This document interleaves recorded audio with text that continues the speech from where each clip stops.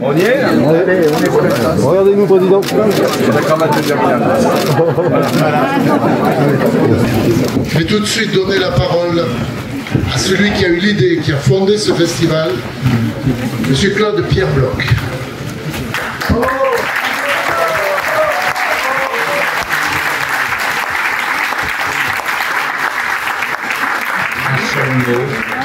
Merci.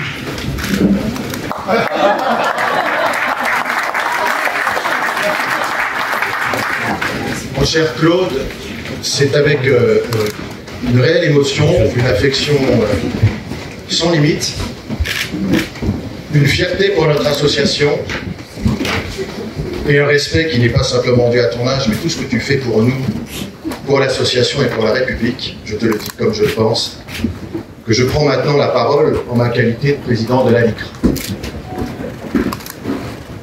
Merci. Monsieur le Président de la République, Mesdames, Messieurs les élus, chers amis, quelle belle journée, quel beau lieu, quel beau message, sourire, résistance, combattant, propagande, République. Sourire, sourire à la vie. Voilà le message déjà que Joséphine Baker nous envoyait, vous envoie aujourd'hui. Gardons toujours le sourire à la vie. Parce que c'est vrai, il est si doux, si bon de se dire des mots doux. Le sourire à la vie, c'est celui qui l'a habité, cet espoir, cette ténacité, cette joie de vivre, alors que son combat fut rude parfois, toujours plein d'espoir, combat d'une résistante, vous le savez, combat d'une femme libre, vous le découvrez peut-être, combat d'une femme fraternelle, qui n'a jamais rien lâché. Et je vois, pardon, excusez-moi, devant moi, une militante de longue date que j'embrasse de tout cœur, qui est Betty Wider. Merci.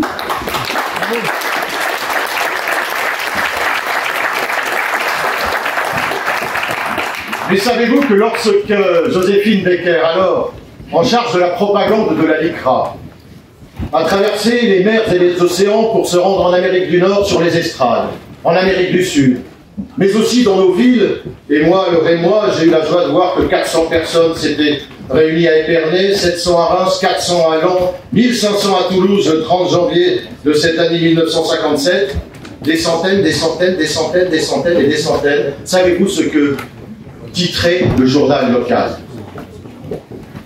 Grâce au sourire de Madame Joséphine Baker, la LICRA a converti à l'antiracisme les Chalonnais. Grâce au sourire de Joséphine Baker, la LICRA a converti à l'antiracisme. Voilà le premier message.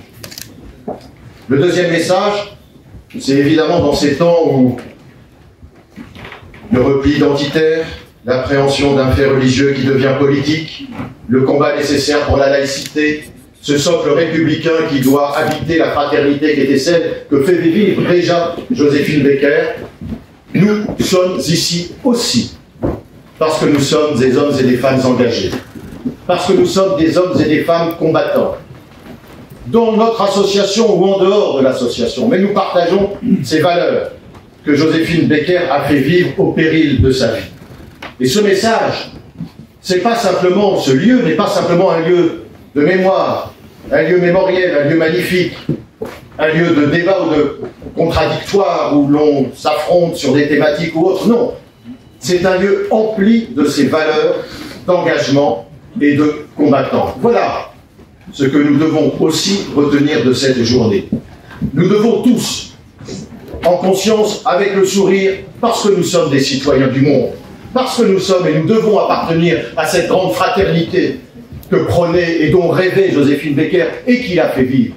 Parce que nous sommes de ceux-là, nous ne devons jamais oublier que nous devons rester des combattants pour nos valeurs de la République, des résistants, vigilants, sans compromission, avec tolérance certes, mais ne jamais perdre le cap. Voilà aussi un des messages de Joséphine Baker. Et je vais vous dire, j'aurai terminé, si nous gardons le sourire, si nous sommes des combattants, si nous sommes engagés, si nous devons parfois nous résoudre à résister, et nous devons résister, alors je peux vous dire que nous serons tous, l'un après l'autre, partie de cette tribu arc-en-ciel, de cette grande famille de Joséphine Baker. Nous serons tous, à ce moment-là, des enfants dignes, des enfants de Joséphine Baker. Alors je m'adresse à vous tous, et je vous dis simplement, comme aurait pu le dire Joséphine Baker, vive la fraternité, vive la République, vive la France, et vive la LICRA.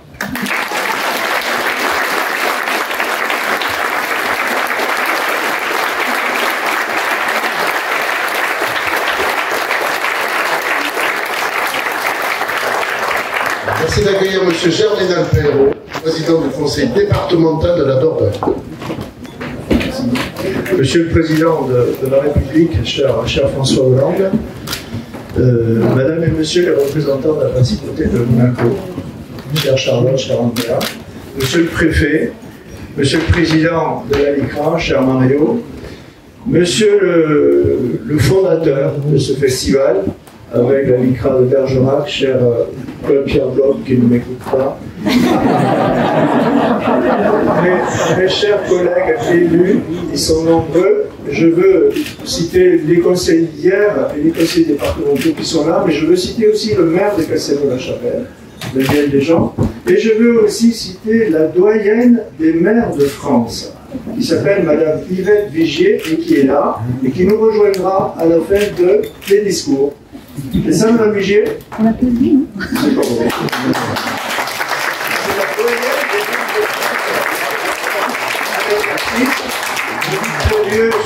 Sur ce canton, ce qui ne fait pas plaisir à mes opposants. Ça leur casse le moral. Non, mesdames, messieurs, plus sérieusement, je veux saluer bien sûr les enfants de Joséphine Baker qui sont là, qui nous font le plaisir et l'honneur d'être là. Saluer Samuel Roblin et Rosemary Philippe qui nous accueillent dans ce lieu, qui est leur propriété, et saluer aussi Angélique de Saint-Exupéry, qui est la propriétaire du château de Milande, et qui, depuis 25 ans, elle est propriétaire de ce château, a accompagné les enfants et a accompagné toutes les actions que l'on a pu mener pour faire vivre le souvenir de Joséphine Baker. Moi, je ne veux pas être long, mais je veux vous dire que Joséphine Baker, tout le monde la connaît en tant qu'artiste, et ce qu'elle a apporté dans la période de l'entre-deux-guerres. Tout le monde la connaît en tant que résistante, qui lui a valu la Légion d'honneur. Tout le monde la connaît pour ce qu'elle a fait avec l'adoption de la tribu arc-en-ciel. Je veux vous dire un mot aussi sur l'impact qu'elle a eu sur le département de la Dordogne. Il y a deux événements majeurs qui ont fait connaître la Dordogne. C'est la découverte de Lascaux en 1940 et le fait que Joséphine Baker vienne s'installer ici, au château d'Émilandes, à la fin des années 40 et jusqu'à la fin des années 60. Il faut s'imaginer que dans ce parc, il y avait 2 à 3 000 personnes chaque dimanche.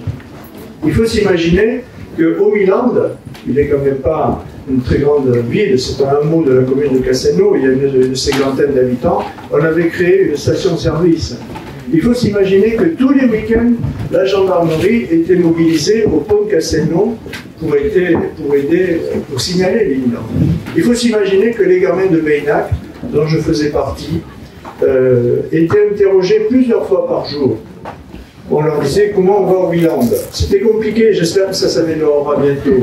Mais, eh bien, on avait une réponse, c'était, oui, vous avez courant, vous le savez, c'était trois fois à droite. C'était très simple. C'est pas mon cheminement naturel sur le plan politique, mais là, c'était comme ça. Quand on est à Meynac, c'est 3 fois à droite, quand on part dans ce sens. J'espère que bientôt, en partant vers Saint-Cyprien, on dira c'est la première route à gauche.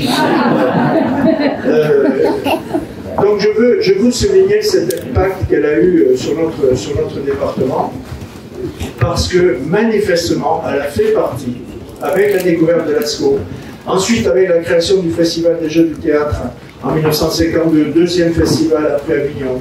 Ensuite, avec la loi Malraux, qui au début des années 60 a permis la rénovation du centre-ville de Saint-Marc, eh bien, elle a fait partie des éléments d'attractivité de notre département, on dit comme ça aujourd'hui. En tout cas, elle a énormément fait connaître. Mais forcément, ça ne s'arrête pas à la Dordogne.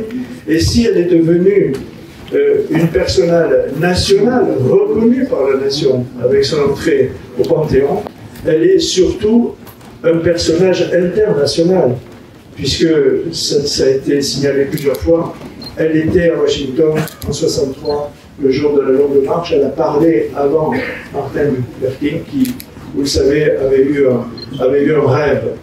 Mais ce qui aura marqué, je crois, l'humanité entière, c'est le fait qu'une femme, dans des conditions difficiles parce qu'elle n'a pas eu une vie facile, eh bien, ait fait le choix d'adopter 12 enfants d'origines différentes, de pays différents.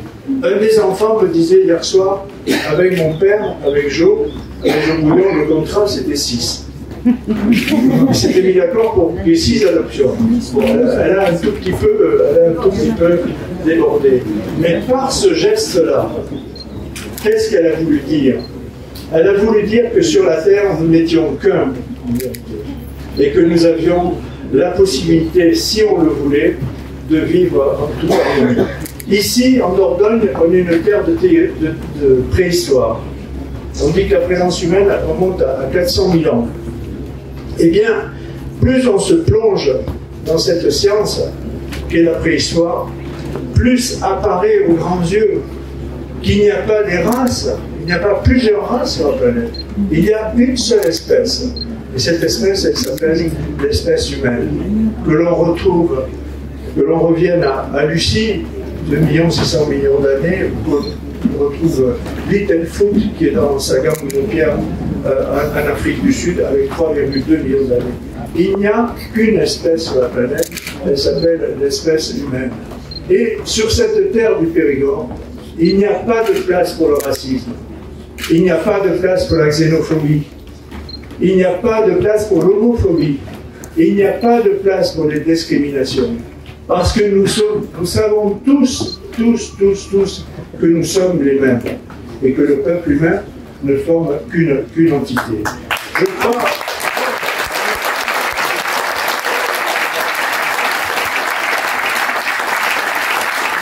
que de ce fait, et grâce à cet exemple qu'elle a donné à l'humanité entière, le nom de Joséphine Baker ne s'effacera jamais.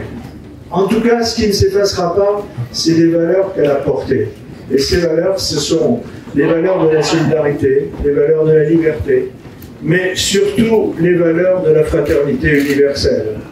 Et je crois que ce message-là, de la fraternité universelle, c'est celui-là qui doit nous conduire, chacun dans nos vies personnelles, dans nos vies familiales, dans nos vies professionnelles ou dans nos fonctions électives. Merci de m'avoir écouté. En quelques mots, le plaisir à être présent parmi vous pour l'inauguration de ce festival d'ampleur qui met à l'honneur la figure de Joséphine Baker et les valeurs qu'elle a incarnées tout au long de sa vie. Ces valeurs, ce sont celles de la République que nous avons en partage et ce sont celles que défend en particulier la LICRA depuis sa création en 1927. La lutte contre le racisme, l'antisémitisme, toutes les formes de discrimination, le respect inconditionnel des droits fondamentaux, la dignité humaine, le combat contre la négation et contre l'apologie des génocides et des crimes contre l'humanité, sans oublier bien sûr la tolérance et le respect, si essentiels au débat public et à la qualité de notre vivre ensemble. Alors ces valeurs, il est bien sûr indispensable de les promouvoir, de les défendre parfois, mais il est, je crois, plus encore indispensable de veiller à les mettre en pratique en toutes circonstances, car nous avons sans doute chacun notre rôle à jouer en la matière, et il faut aussi savoir montrer l'exemple pour pouvoir mieux convaincre encore. Il importe aussi, bien sûr, de les transmettre, ces valeurs, aux jeunes générations, afin qu'elles soient conscientes qu'un passé qu'on ignore est malheureusement amené bien souvent à se reproduire. Et c'est pourquoi je tiens à vous remercier, à remercier les organisateurs de ce festival pour l'organisation hier d'une journée qui a été entièrement dédiée au public scolaire et qui a constitué, je le sais, pour ces jeunes collégiens, un moment important de sensibilisation, de réflexion, d'échange. Bien sûr, la lutte contre le racisme et l'antisémitisme est un combat que porte aussi l'État, que je représente dans ce département, afin de promouvoir donc, ces valeurs qui sont celles de la République, et à travers notamment les financements qui sont accordés chaque année par la DILCRA. Il s'agit pour l'État d'encourager et de soutenir toutes les initiatives de la société civile, et elles sont nombreuses, engagées contre les haines et les discriminations. Merci. Je souhaite en particulier, bien sûr en ce jour, et ici au Milan, de saluer l'action de la DILCRA en Dordogne, très impliquée dans la lutte contre les discriminations et la promotion du vivre ensemble, et je pense notamment à son rôle éducatif à travers l'organisation chaque année, cher Peter, d'un voyage en Pologne pour visiter les camps d'Auschwitz, de Birkenau et Majdanek, au profit donc de jeunes lycéens qui, je le sais, pour les rencontrer à chaque fois à leur retour en votre compagnie, en reviennent profondément marqués. Merci. Aujourd'hui, avec la première édition de ce festival du livre au Milan, la LICRA offre une nouvelle illustration de son engagement, et je souhaite rendre hommage à l'énergie formidable qui a été déployée par Claude Pierre Bloch et toute son équipe pour réussir en quelques mois ce pari un peu fou, il faut le dire, d'organiser un tel rassemblement d'écrivains, de personnalités venues de tous les horizons et désireux d'apporter leur témoignage, leur contribution au nécessaire combat contre les obscurantismes de tous ordres. Bravo à eux. Et pour finir,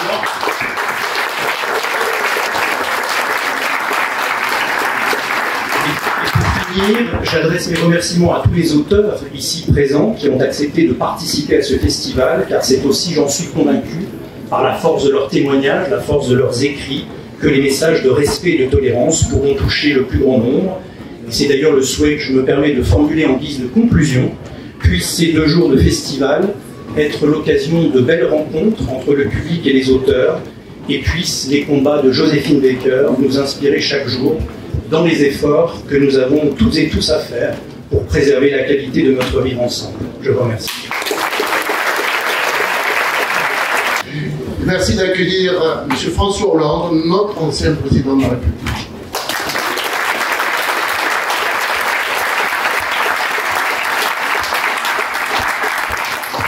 Monsieur le préfet, qui représentait ici l'État, monsieur le président du conseil départemental, qui est si attaché à la circulation ici en Dordogne.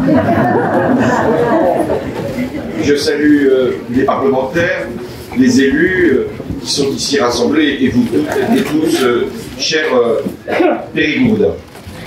La Dordogne a beaucoup de qualités, une grande histoire, des personnalités, et en plus d'avoir la Corrèze comme voisine. Ce qui me permet de venir le plus souvent possible en Dordogne, en attendant que les Périgourdins aient la charité de venir de temps en temps.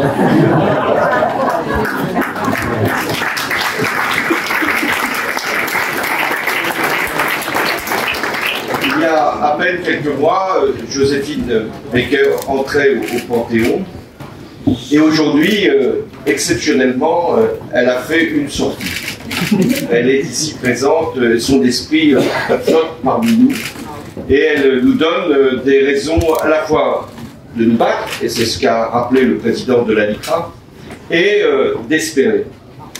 De nous battre parce que c'est un combat qui a toujours existé dans l'espèce humaine, de vouloir se distinguer les uns les autres, et de ne pas accepter l'autre quand il est différent. Et il a fallu qu'il y ait des femmes, des hommes qui, par leur parcours, puissent offrir des exemples pour qu'il y ait une société qui se retrouve plus juste et plus humaine.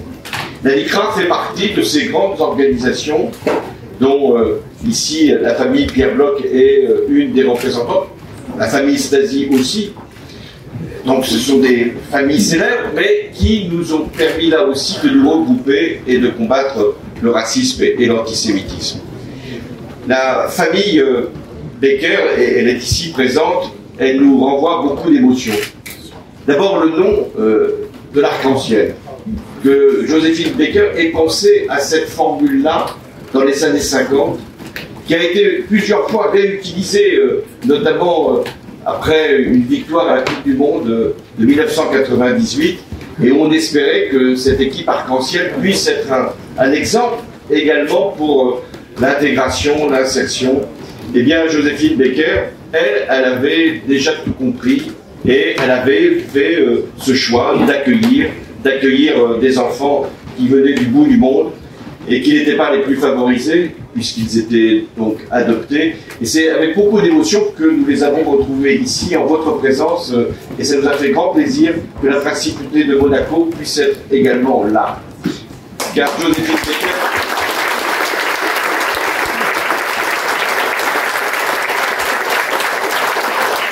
était une citoyenne du monde, et elle avait cet art, par son talent, de pouvoir parler à tous les grands du monde, et pour les convaincre qu'il pouvait y avoir des actions caritatives, humanistes qui pouvaient être lancées.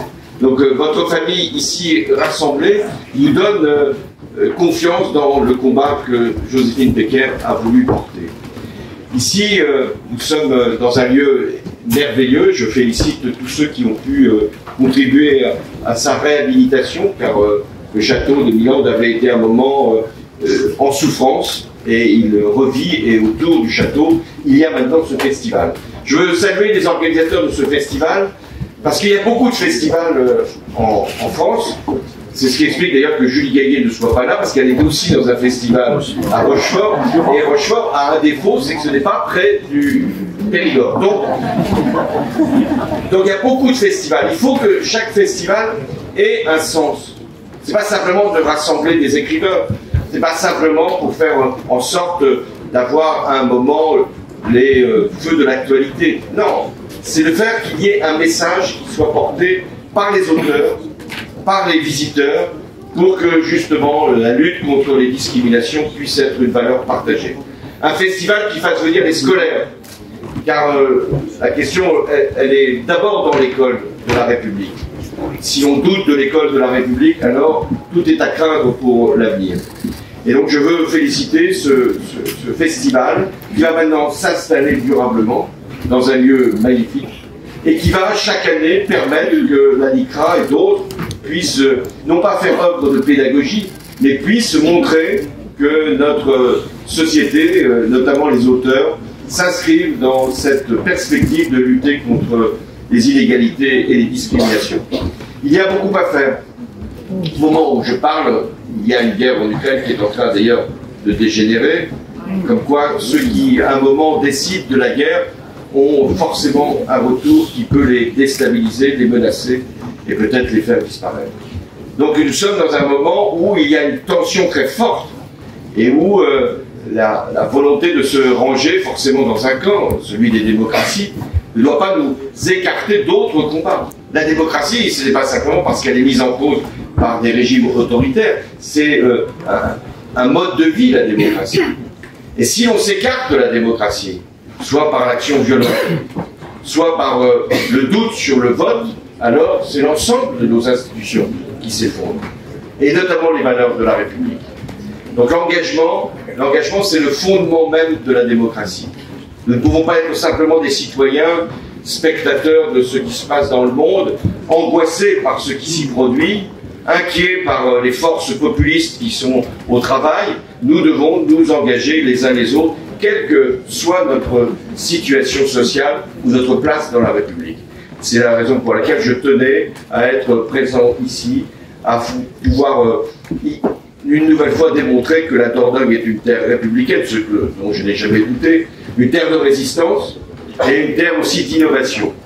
J'avais été très heureux de pouvoir inaugurer comme président de la République l'ASCO, non pas l'ASCO que je n'ai jamais visité. Il y a des privilèges que je ne me suis jamais autorisé. Donc j'avais soutenu le projet qui reconstituait l'ASCO pour être le premier visiteur.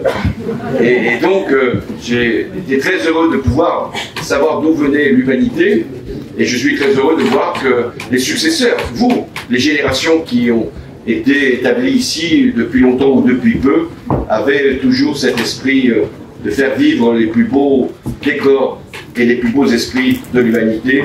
Et Joséphine Baker est finalement une très grande périgourdine. Merci.